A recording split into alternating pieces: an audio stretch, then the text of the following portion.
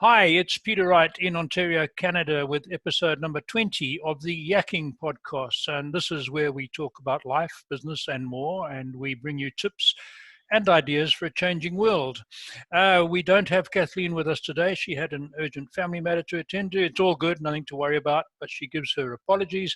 We do, however, have a very interesting guest, another author, and it's my great pleasure to introduce Phil Cobb, who was introduced to me by a previous guest, Nancy Lou Henderson. And I thank Nancy for giving me some very interesting people to speak to. So welcome, Phil. Thanks for joining us, and tell our listeners a little bit about yourself. Well, Peter, let me start off by saying I was born in Hawaii. Now, usually when I tell people that, they start to get excited, but I can't teach the hula or anything because we left when I was 1 year old. And the reason we left is because my dad was in the Air Force. So they moved us around about every 3 or 4 years, chiefly to states within the eastern half of the United States. And eventually, when I finally got out of school, my professional career began when I got a job as a copy editor on a daily newspaper. And for 10 years, I worked on 2 daily newspapers, not at the same time, though, of course. But as time went by, I was working until midnight and 2 a.m. in the morning, often 6 days a week. And at some point, I decided, hey, I'd like to see my kids grow up. So I switched to a day job with a corporation, and I worked there for 20 years.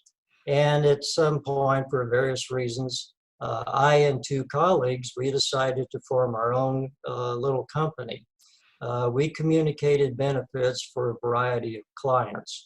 And so that's a recap on my professional career. But I did that benefits company for about 10 years. And after a while, I said, gee, I'd like to get back to doing what I really enjoy doing, which is not writing about benefits for other people, but get back to fiction writing, which is something I always wanted to do, which I actually started to do many years before. But now I'm back, and because when I was working for all those companies, I worked regular time, overtime, and what they did was they basically left me worn out time. Right. Now the time is all my own. I'm going to ask you about your writing your book in a moment, but something reading on your website, a bit of your history, as you say, born in Hawaii. Did you ever get back to Hawaii? Well, actually, when I was working on the newspaper, it was time to take a vacation. And I said, I'm going to go back to Hawaii to see what all the shouting's about, because you hear about it all the time. Right. My parents showed me photos that they had taken. And so I did go back, and I actually, when I went back, I was planning on interviewing with the Honolulu Advertiser, which was the main newspaper there. But I found I could drive around the island of Oahu in a half a day. And I decided, I'd rather just go back to Houston, Texas, because this is really too small for me. So I went back to my regular newspaper job. Okay. Something else that struck me, you were talking about your schooling because you moved all over the eastern side of the States. Right.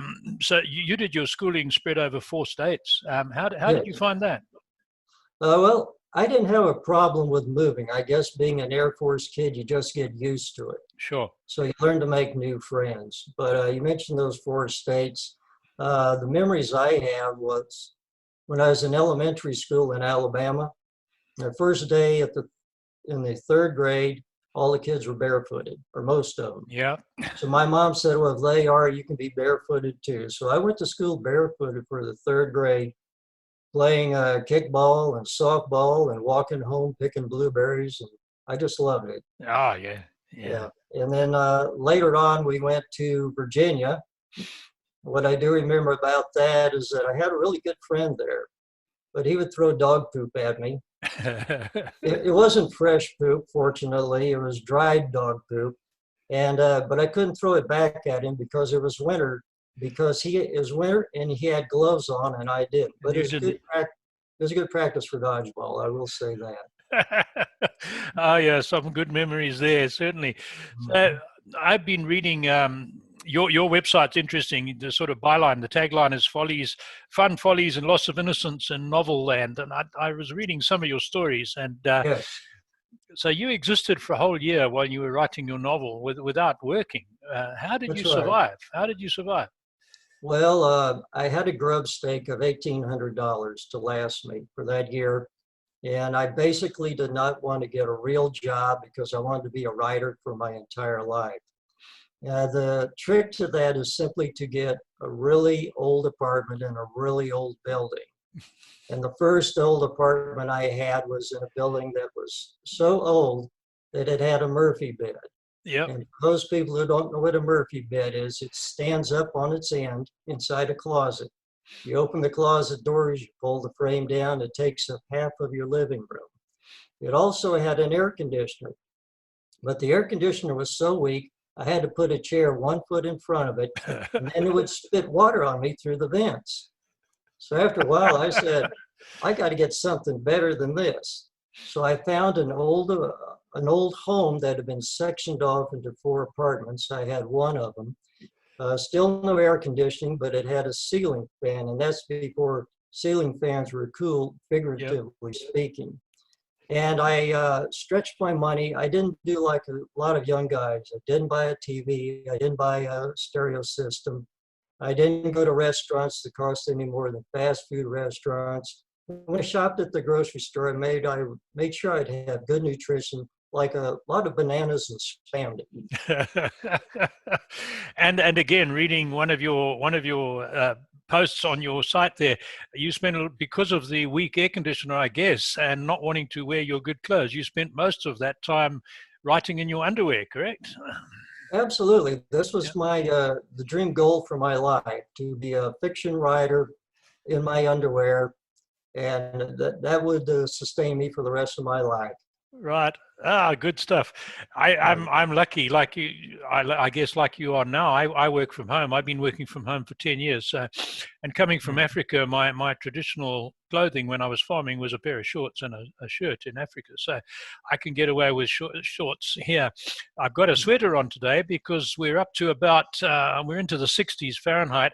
It's sunny outside, but I didn't light we heat with wood, and I didn't light the furnace today. So it's a bit Right. cooler than that inside, but I can imagine.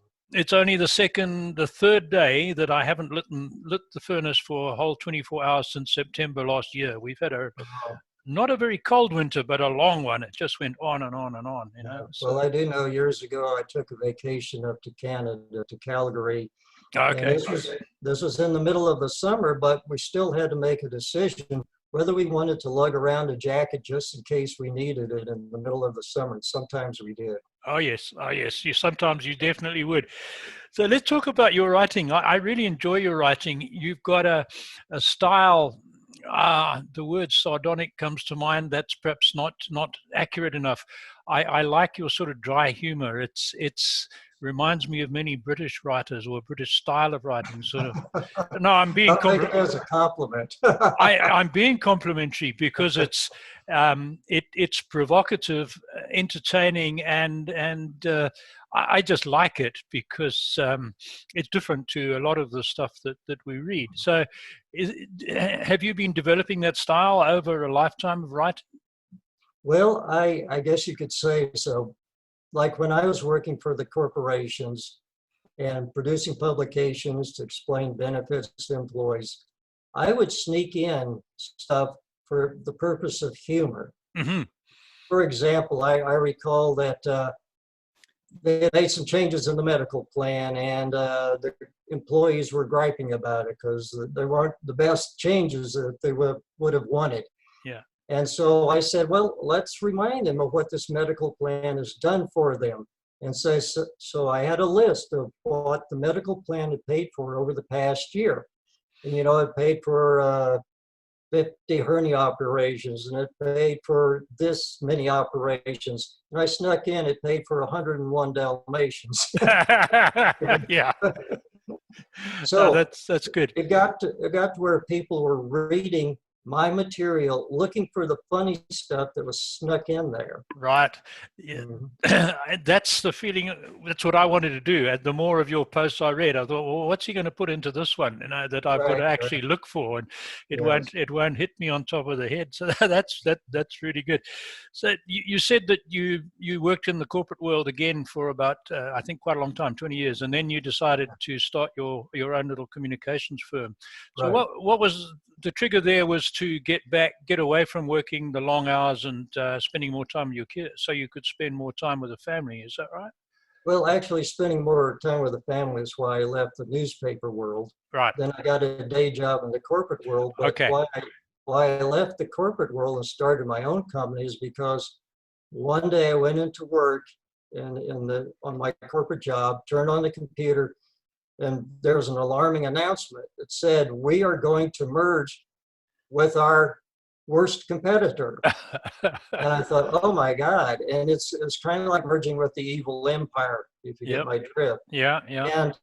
And so I noticed that I had to confer with the counterparts in the other company, because it's going to take about a year to put these two corporations together. And I noticed that I was getting emails from those people at 2 a.m., 3 a.m., and 4 a.m. in the morning. And I thought, hey, I don't want to work like that again. No. No. And No. I was actually offered the job of being the director of benefit communications for this combined company. And I learned long ago in life, when you have a bad gut feeling, you better listen to it or you'll be sorry you didn't. And so I turned them down. And then I and two of my colleagues, we started our own benefits communications company. Right. Okay. And you were in that for 10 years, right? I did that for 10 years, Yeah. yes. Yeah. And Mhm. then had you had enough of that as well? Did you decide it was time to move on back to the writing? Yes, I decided that I just don't need to deal with clients anymore because they have demands. And when you're dependent on those clients, you have to jump when they Oh, say yes. jump. And even like one time I thought, okay,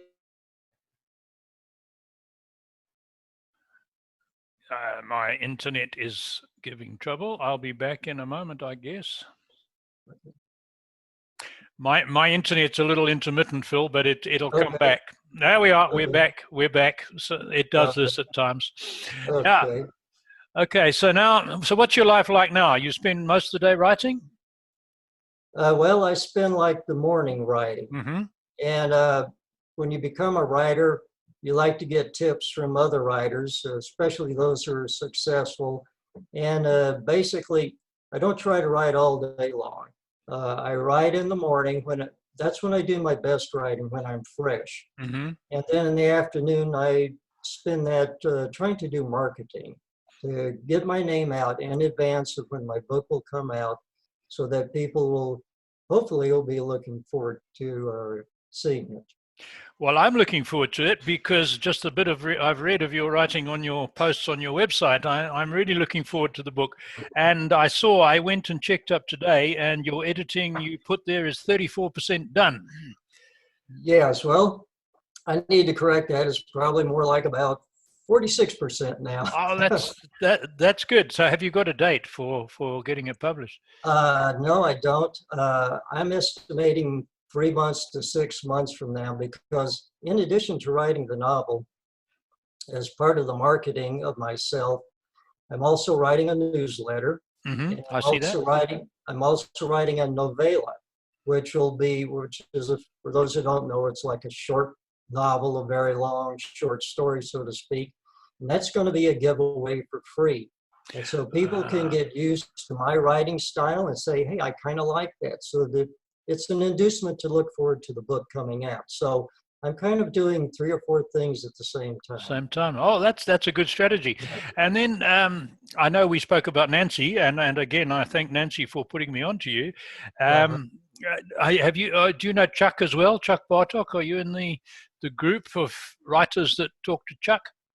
yes, I'm in several of the Facebook writing groups, and Chuck comments and I comment, Mm-hmm. and Chuck has reached out to me, and uh, I consider Chuck and Nancy to be some of my biggest fans so far, and I really appreciate their supporting me. Yeah, no, they are really good, helping people, helping writers. Very good.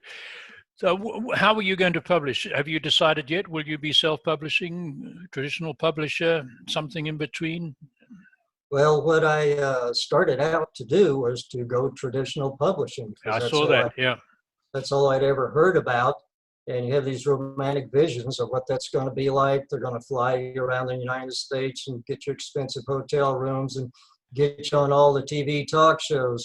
But in Facebook writing groups, hearing from other writers' experiences, and then Googling on my own, the advantages and disadvantages of traditional publishing, that kind of opened my eyes.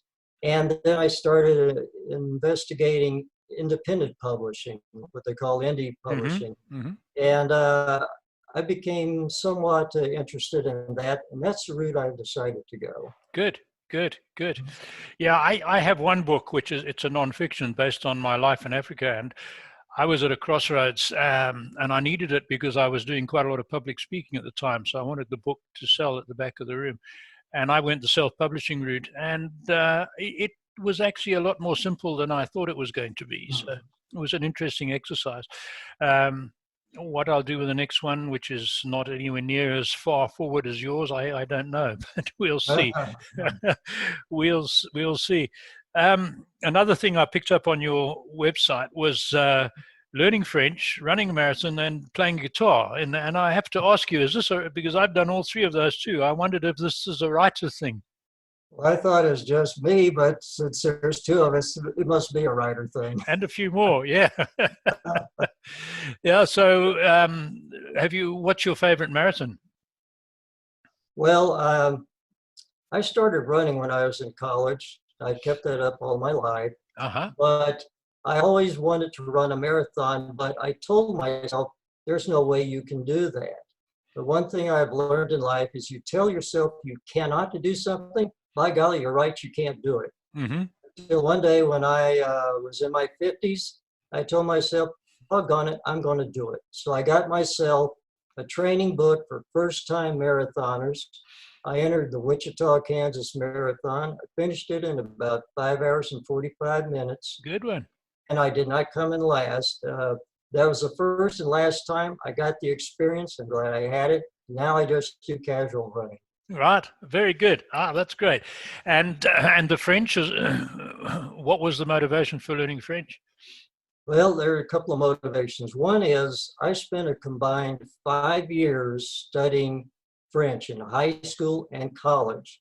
I came out of that being able to speak 2 sentences and not understanding any spoken French. Really? Yeah. Yes.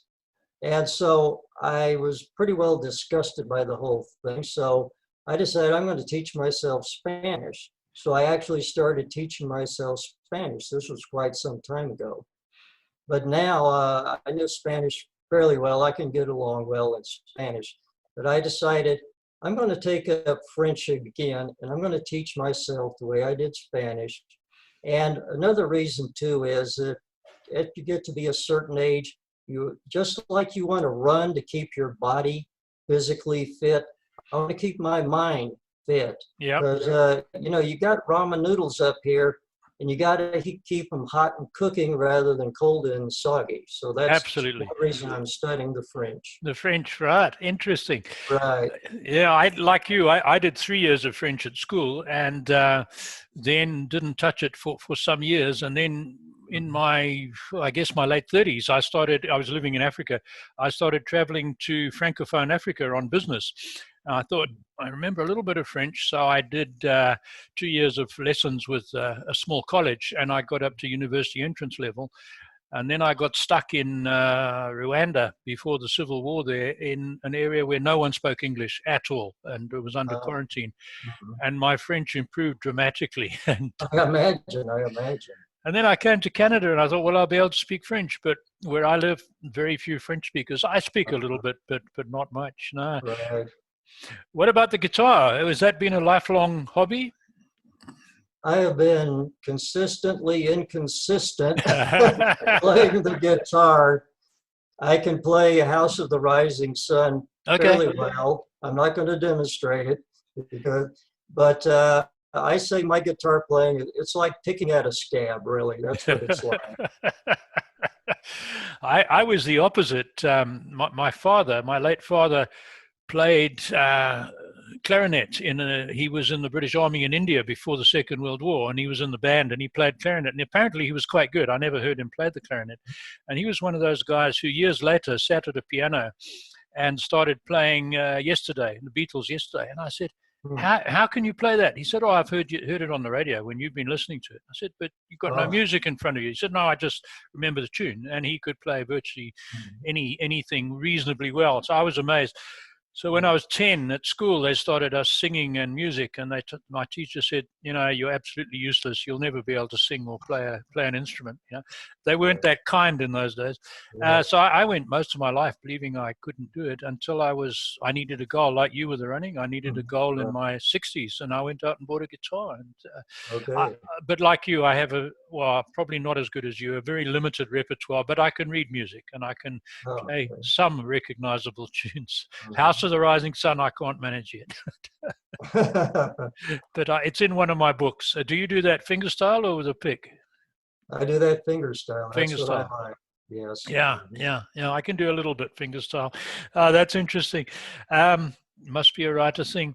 Tell me, for other people, you've been writing business or for pleasure because you like it for most of your life, one way or the other. So people who haven't been writing, and I've come across quite a few people our sort of age who've retired from all sorts of jobs, careers, professions, businesses, and they're looking for something to do, and they think about writing. So what would you advise a mature person looking at writing for the first time? Well, for the first time, what I mentioned earlier, there are two routes to go these days: traditional and independent. Mm-hmm. And you have to realize that there's more to putting out a book than just writing it. Whether you go traditional or you go independent, you're going to have to market the book yourself. Because the traditional publishers, they got marketing money, but they spend it on the guys who really don't need it, like Stephen King or John Grisham. So you need to understand that there's more to writing than just writing the manuscript. You're going to have to market the book yourself. And I would say, look up the advantages and disadvantages of each route and decide which way you want to go. Yeah. What about actually getting into writing? I've heard, people say, I really want to write. I've got ideas in my head, but when I sit down at my computer or with a pen and paper, I just can't get started. How would you help people get past that block? And I've heard that a lot from people. I would say start practicing. By that, somebody asked me once, what would you do over if you could do it over? Like when I was young, I always thought, I could be a writer, but I didn't know what to write about.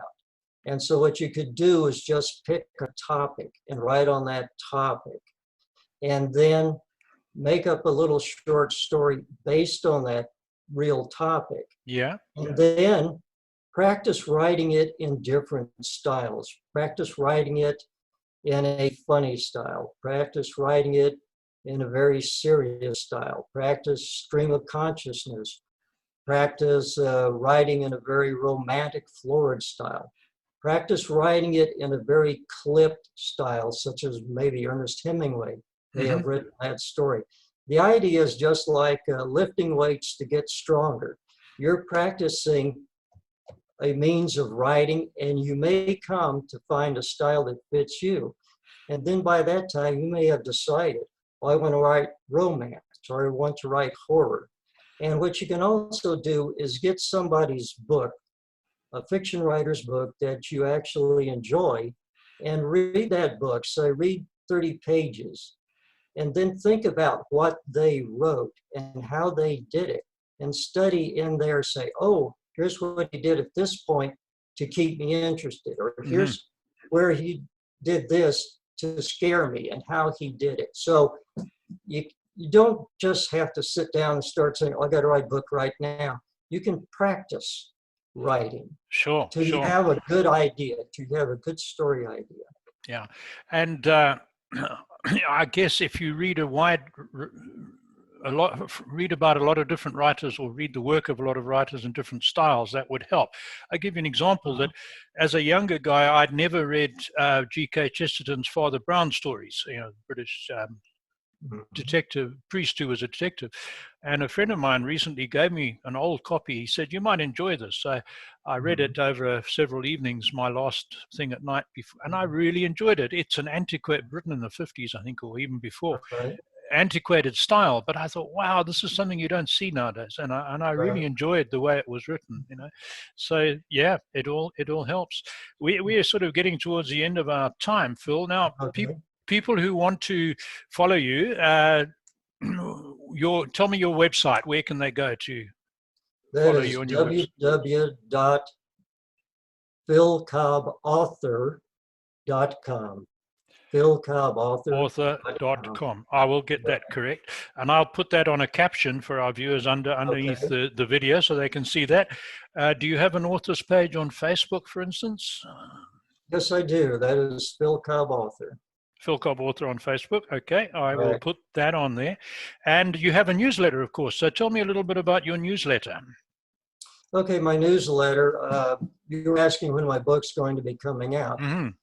People who sign up for my newsletter, I will put a little tidbit in there every time about my book, the progress I made, and give some hints and clues about what it's going to be about. But the main aspect of the newsletter is I lead it off with an article. Usually it's humorous, light writing. For example, in this current issue, I write about what I call driver training jitters. That's back when I was in high school. Me and two other scared teenagers got into the high school's driver training car with the instructor, and I feared for my life for a good reason. So that's what that article is about.